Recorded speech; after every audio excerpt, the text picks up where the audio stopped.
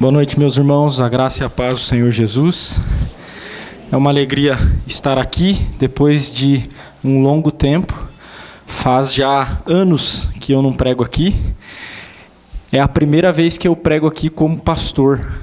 Eu preguei várias vezes, inúmeras vezes aqui como seminarista, mas esta é a primeira vez que prego como pastor e me sinto muito honrado de falar a vocês nessa noite. Queria convidar os irmãos a abrirem a Bíblia no livro dos Salmos.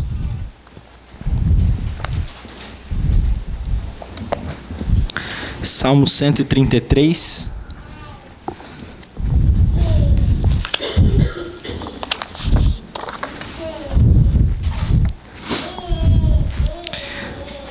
Salmo 133, esse salmo que é pequeno, mas está cheio de riqueza.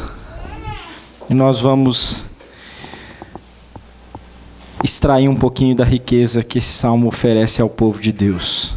Salmo 133, nós faremos a leitura na ARA, irmãos. Eu sei que vocês costumam ler aqui a NAA, mas como ninguém me deu ordem de pregar na NAA, eu vou pregar na ARA. Se você vir na sua Bíblia aí, Cântico de Romagem de Davi, esse título está no texto hebraico. Aquele título maior, a essência da união fraternal, isso não está. A excelência da união fraternal, isso não está. É um título do tradutor. Mas o Cântico de Romagem de Davi, isso faz parte do texto hebraico. Então vamos ler a palavra de Deus. Cântico de Romagem de Davi. Ó, como é bom e agradável viverem unidos os irmãos. É como o óleo precioso sobre a cabeça, o qual desce para a barba de Arão, e desce para a gola de suas vestes. É como o orvalho do Hermon, que desce sobre os montes de Sião. Ali ordena o Senhor a sua bênção e a vida para sempre. Vamos orar mais uma vez, irmãos. Ó Senhor, aqui estamos nós reunidos para a glória do Teu nome, como Teu povo, respondendo à convocação solene que Tu nos faz. É o Senhor quem nos convoca aqui para que o adoremos. Mas dá-nos, ó Deus, a graça de ouvirmos a Tua palavra, sermos confrontados, exortados, encorajados, consolados pelo Senhor.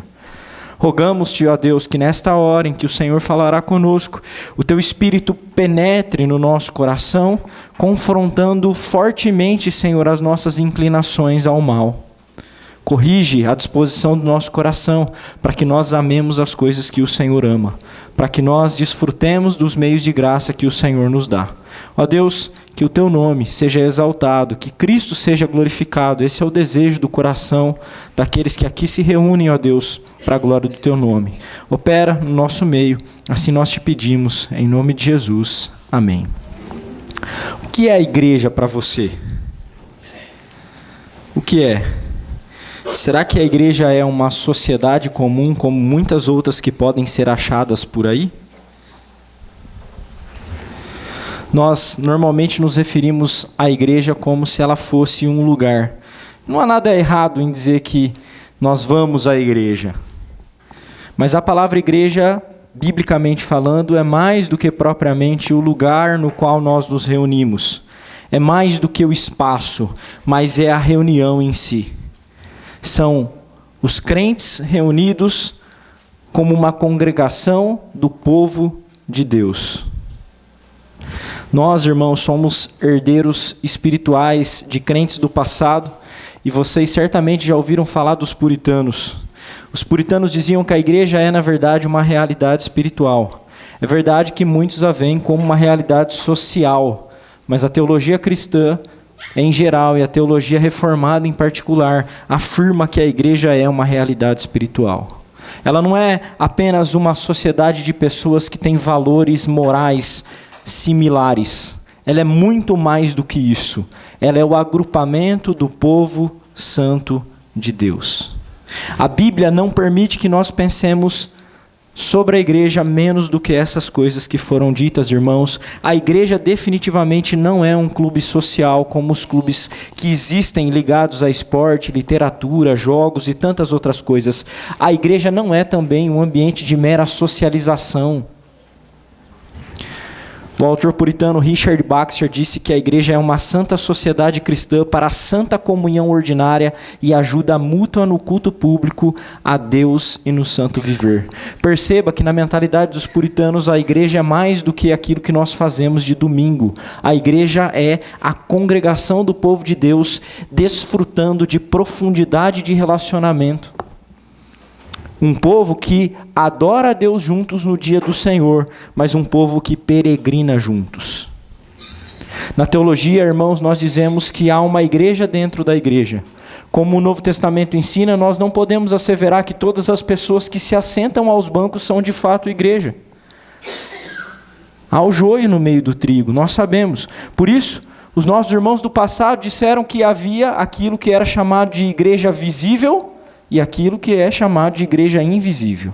A igreja visível é essa sociedade que se reúne fisicamente aqui, mas a igreja visível é a congregação daqueles que verdadeiramente são os eleitos de Deus e que foram regenerados, isto é, nasceram de novo e vivem pela fé neste mundo. A igreja visível não desfruta das mesmas graças que a igreja invisível desfruta, irmãos. Não sei se você já parou para pensar que muitos falsos crentes que fizeram a sua profissão de fé, no dia da ceia podem comungar conosco. Eles podem comer do pão e beber do vinho. Mas será que eles conseguem participar daquilo que o pão e o vinho realmente simbolizam? Não. Do mesmo modo, nós podemos dizer do batismo. Falsos crentes que fizeram a sua profissão de fé também são batizados. Mas será que eles desfrutam da graça real daquele símbolo? Não. Falsos crentes, ao participarem da ceia, comem apenas pão e tomam vinho ou suco de uva, mas não desfrutam da graça espiritual que ali é comunicada. Falsos crentes, quando se batizam, só tomam banho. Mas os verdadeiros crentes recebem o selo da aliança nisso. Isso também é verdade da comunhão cristã, irmãos. Quando nós desfrutamos da comunhão cristã, nem todas as pessoas conseguem usufruir e desfrutar da realidade dela de igual modo. Os verdadeiros crentes conseguem desfrutar dela numa profundidade inigualável. Mas aqueles que são simplesmente pessoas que partilham de algumas ideias conosco e dizem estar caminhando com a gente, não desfrutam da realidade daquilo que é a comunhão cristã. O Salmo 133 é um salmo de peregrino. Cântico de romagem era realmente um cântico de peregrinação. Eles cantavam enquanto estavam indo para o templo. São 15 cânticos de romagem. Se você vir na sua Bíblia, do Salmo 20 ao 134, esses salmos são classificados como de romagem. Outros os classificam como salmos de degraus.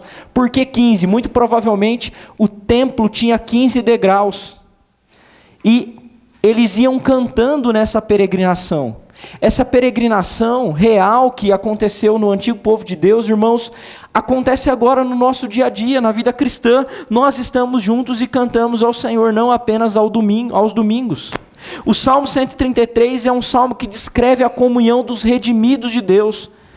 E descreve essa comunhão dos redimidos de 3 formas. Ela é prazerosa, preciosa e produtiva. Prazerosa, preciosa e produtiva. O Salmo faz afirmações categóricas sobre essas 3 verdades da comunhão cristã que nós vamos ver uma a uma. Então fica a sua Bíblia aberta e acompanhe a exposição da palavra de Deus, da preciosa palavra de Deus. A primeira verdade que esse Salmo nos leva a afirmar é que a comunhão dos santos é prazerosa. Veja o que diz o primeiro verso do Salmo, que começa com uma interjeição. Sabe quando alguém fala algo para você de uma coisa que você já experimentou e é muito bom? E você diz, você gosta disso? Você fala, é isso que o salmista está sentindo. Como se alguém tivesse perguntado para ele, o que você tem a dizer sobre a comunhão do povo de Deus quando você se reúne com esse povo? E ele diz, como é bom e agradável viverem unidos os irmãos. Irmãos aqui não são irmãos da família de sangue, irmãos, são irmãos de peregrinação, aqueles que caminham conosco, aqueles que são a nossa companhia nessa peregrinação cristã em que Deus nos colocou e que por muitas vezes é um deserto, irmãos. Mas Deus dá um pouquinho da sua presença quando a gente partilha de maneira adequada da parceria, da comunhão daqueles que estão em uma aliança com o Senhor. Isso fica evidente porque o salmista usa 2 adjetivos muito interessantes para descrever a comunhão dos santos, a comunhão dos redimidos. Ela é boa e agradável. Às vezes nós fazemos a leitura do texto, irmãos, e não pensamos nos detalhes, principalmente quando nós lemos salmos, a nossa leitura ela se detém a um único salmo e a gente se concentra profundamente nesse salmo. A questão é que esses 2 adjetivos, eles não são usados muito comumente juntos para se referir a outra coisa que não o próprio Deus. Veja, com a sua Bíblia aberta, vá no Salmo 135 e olha o que diz o verso 3 do Salmo 135.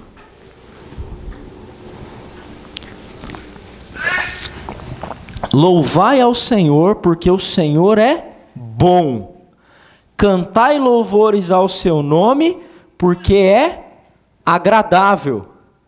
Quando o salmista diz que a comunhão é boa e agradável, e usa adjetivos que são usados para qualificar o Senhor, isso não é acidental de maneira alguma, irmãos.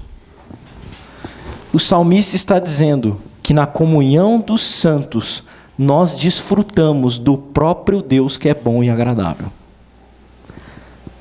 Entende como não tem como eu ser eleito de Deus sozinho? Não tem como eu ser crente sozinho? O ambiente pelo qual Deus escolheu se comunicar a nós é o seu povo. E o salmista entendeu isso. Ele não entendeu apenas de maneira teórica. Ele entendeu de coração, ele desfruta dessa verdade. Ele tem prazer nessa comunhão. Ele reconheceu o quanto ela é prazerosa, porque ao estar com o povo de Deus, eu estou com o próprio Deus. Talvez você pense assim, mas pastor, as pessoas são difíceis.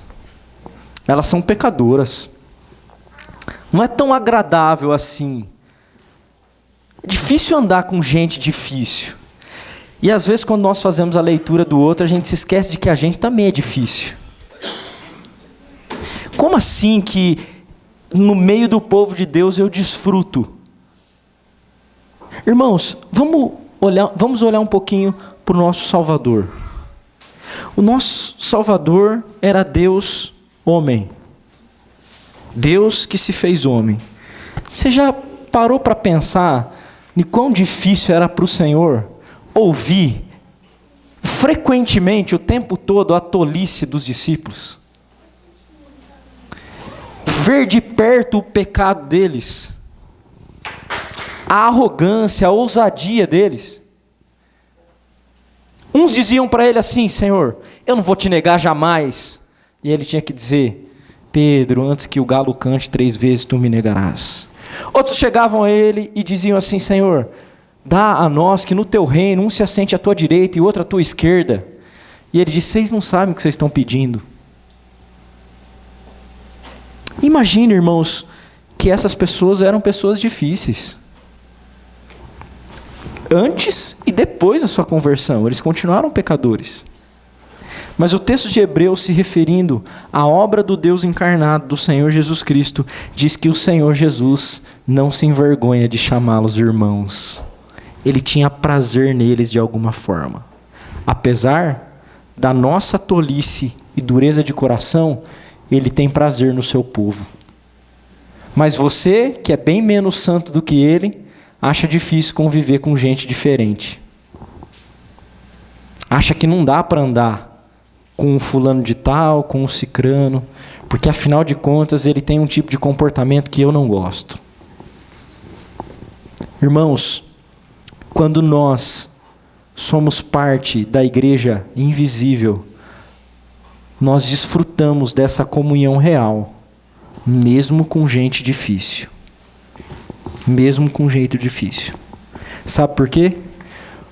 Porque Deus escolhe as coisas fracas desse mundo. E aprove a Deus fazer da congregação dos santos um meio para que Ele comunique a sua graça e bondade.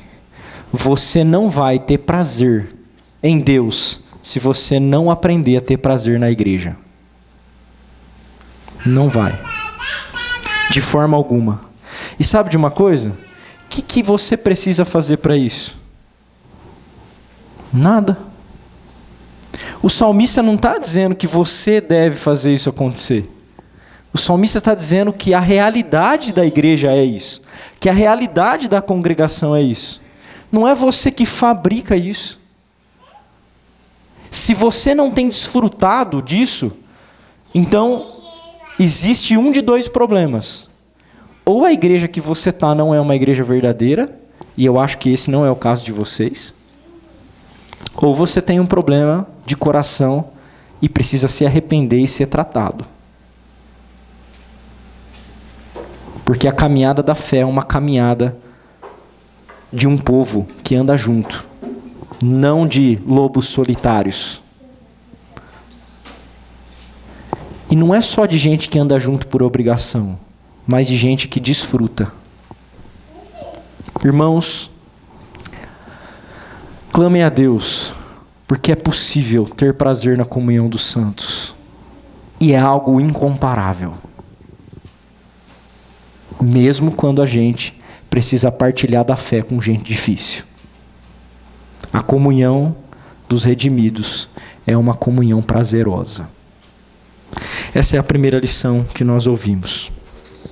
A segunda lição, no verso 2, é que essa comunhão, além de ser uma comunhão prazerosa, ela também é uma comunhão preciosa. Agora, no verso 2 e também no verso 3, o salmista nos leva a duas ilustrações, cada uma delas referindo-se a um aspecto dessa comunhão. Por que essa comunhão é preciosa? Agora ele nos envolve no cenário sacerdotal. A comunhão é como o óleo precioso que era usado para ungir os sacerdotes que eram descendentes de Abraão. Em primeiro lugar, nós devemos entender o que era o sacerdócio. O sacerdócio era uma espécie, um tipo de mediação entre Deus e o homem. Deus era adorado exclusivamente por meio do sacerdote. O sacerdote, irmãos, era o elo unificador do povo de Deus. Cada membro do povo de Deus só poderia adorá-lo por meio do sacerdote. Ninguém entrava no templo e fazia a sua própria adoração. Todos os membros do povo de Deus deveriam ir até o sacerdote e por meio dele eles adoravam a Deus. E o sacerdote era alguém que obrigatoriamente descendia da descendência de Arão. Eles recebiam essa honra graciosa. É por isso que Arão é aqui mencionado, porque Arão, afinal de contas, foi o primeiro sacerdote. Embora, irmãos, o salmo esteja aqui se referindo ao sacerdócio, e ele é importante na interpretação do texto, nós precisamos estar atentos pelo fato de que a comunhão aqui é associada não ao sacerdócio, mas ao óleo que desce sobre a cabeça de Arão. Que óleo é esse? Esse óleo é um óleo citado lá no livro de Êxodo, no capítulo 30.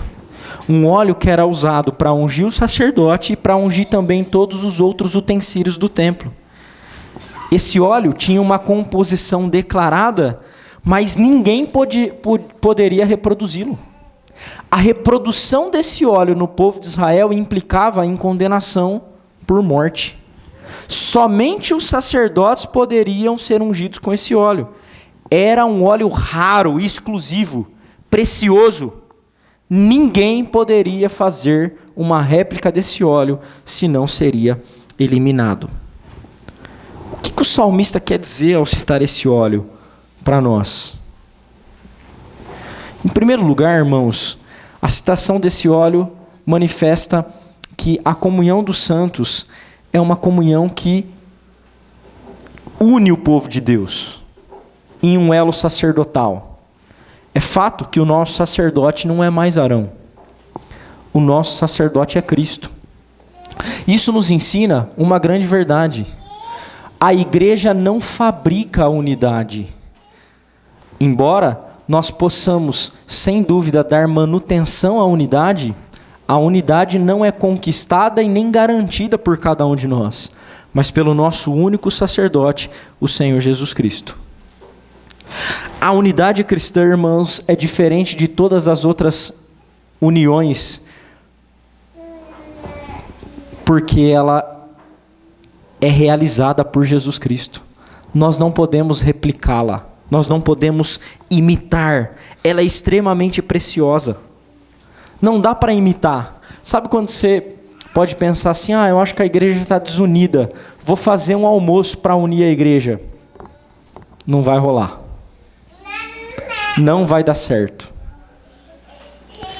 Nós não podemos unir aquilo que Cristo já uniu. Há outros problemas para serem vistos, irmãos.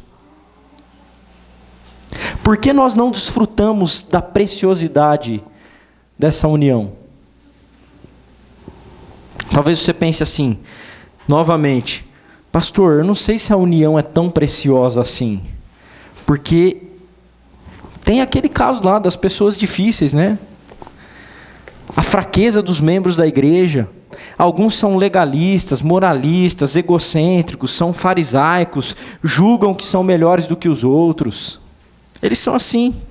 E é claro, irmãos, que a igreja tem defeito. Como diz um estudioso chamado Leland Hyken, ser incapaz de erros é um atributo exclusivo, inseparável do próprio Deus. O que não se pode dizer a respeito de criatura nenhuma, nem da igreja.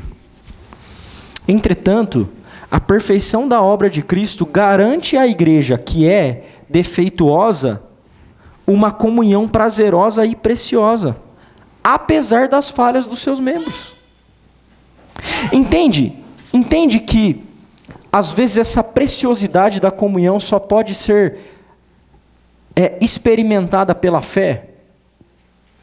Às vezes nós estamos num culto, irmãos, em comunhão, adorando como povo de Deus, e nós queremos ir embora, queremos que o culto acabe logo. A gente não consegue valorizar o quanto esse momento é precioso. Ou mesmo os momentos informais em que nós nos reunimos como povo de Deus. Talvez nós trazemos marcas do passado de pessoas que nos feriram da igreja. A igreja é um lugar onde as pessoas erram muito. Isso impacta a maneira como nós vemos a realidade da igreja hoje. Ela não é preciosa aos nossos olhos desse jeito. Justamente porque nós temos uma história. E a nossa história, às vezes, faz com que a nossa visão da realidade não seja uma visão verdadeira. Mas perceba, meus irmãos, essa companhia dos redimidos é preciosa porque ela é mantida por um sacerdote que não erra, pelo Senhor Jesus Cristo. E ela não pode ser replicada. Sabe o que isso significa? Que as amizades que você pode encontrar no meio do povo de Deus, você não vai encontrar em lugar nenhum.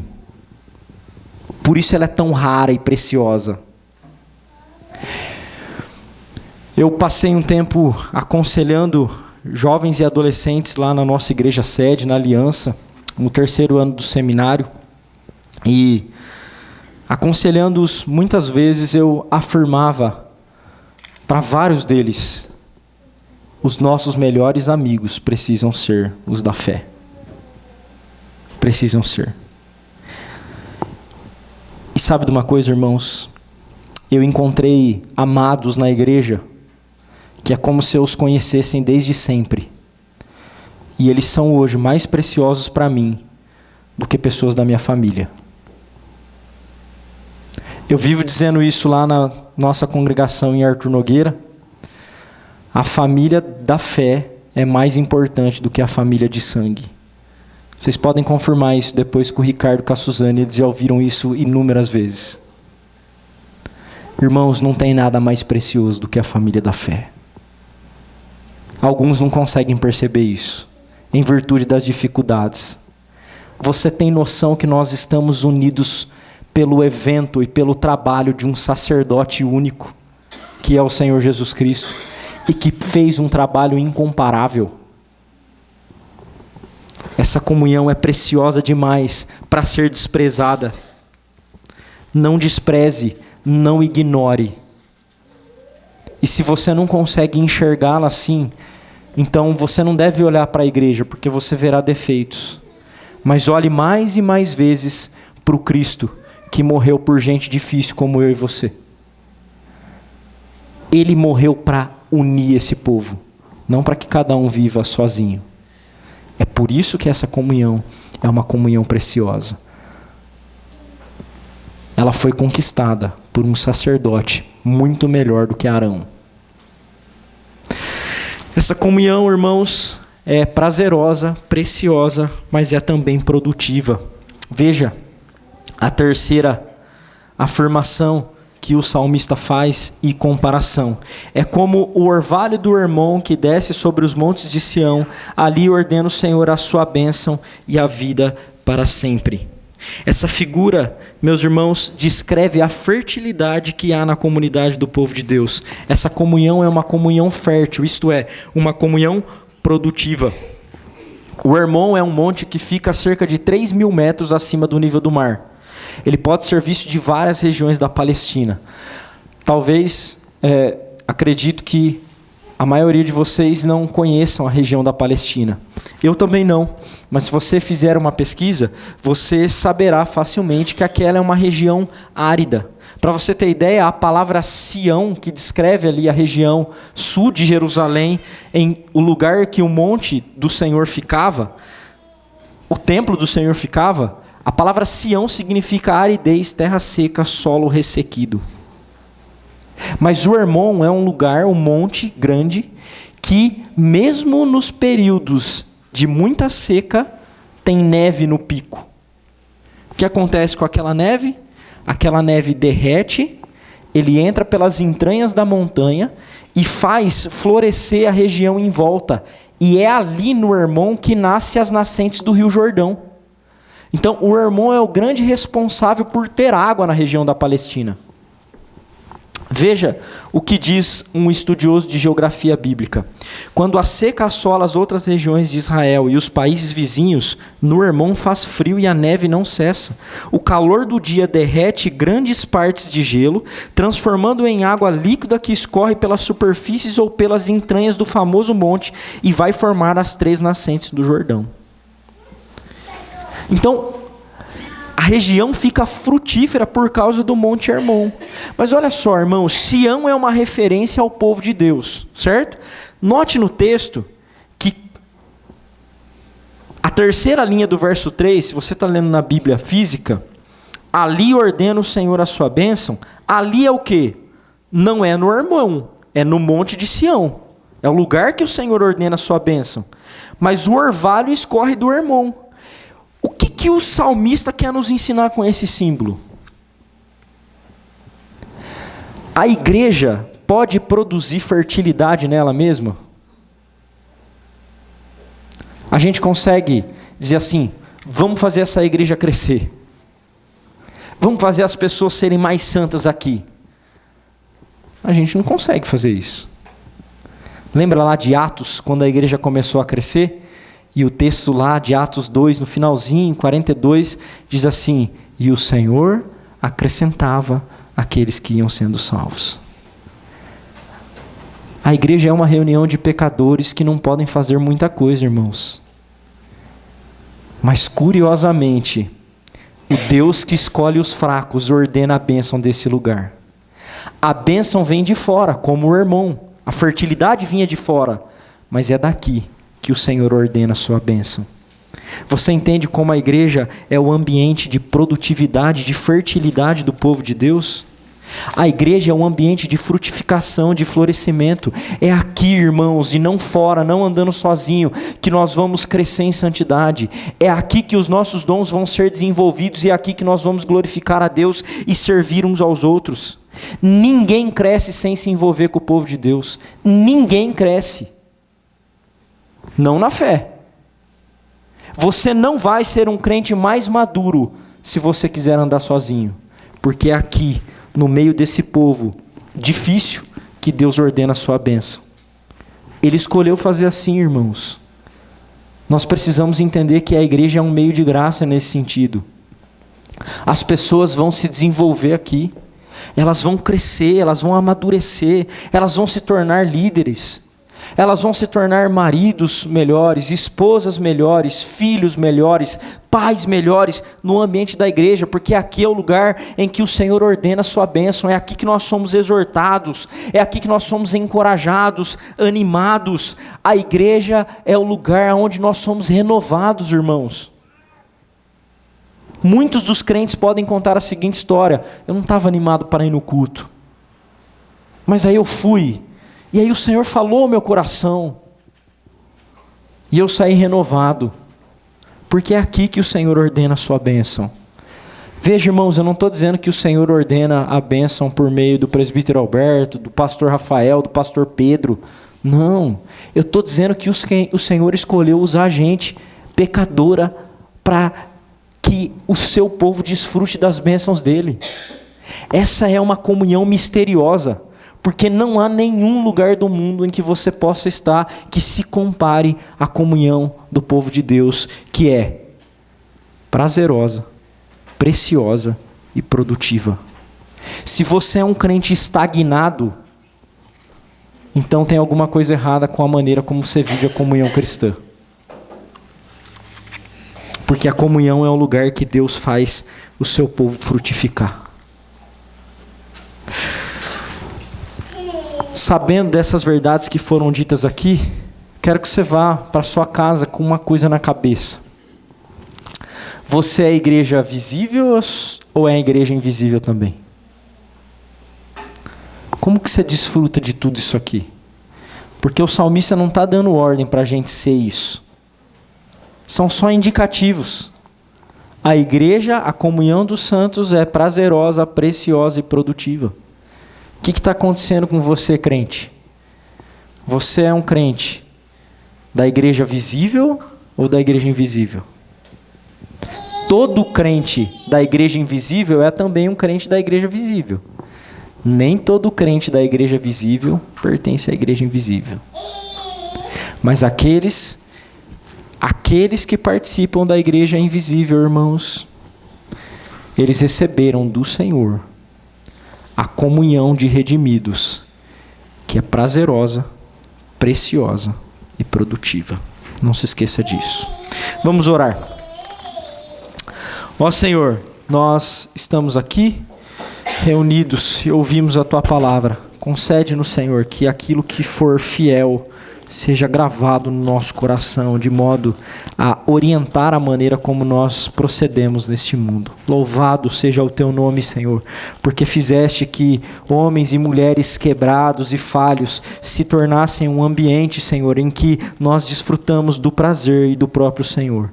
Um ambiente em que nós não podemos replicar as coisas que acontecem de tão valioso e raro que é. Um ambiente, Senhor, onde o Senhor ordena a bênção e o crescimento no meio do Teu povo. Louvado seja o Senhor por isso, Senhor, porque o Senhor o faz desse modo e ninguém pode se gloriar. A glória é apenas a de Cristo Jesus, o Senhor da igreja, aquele que reina para todo sempre. Nós Te louvamos, Senhor, e rogamos-Te que aprendamos a desfrutar das coisas que o Senhor já fez. E que aprendamos ainda mais que nada pode ser obtido na força do nosso braço. Louvado seja o Senhor. Assim nós oramos em nome de Jesus. Amém.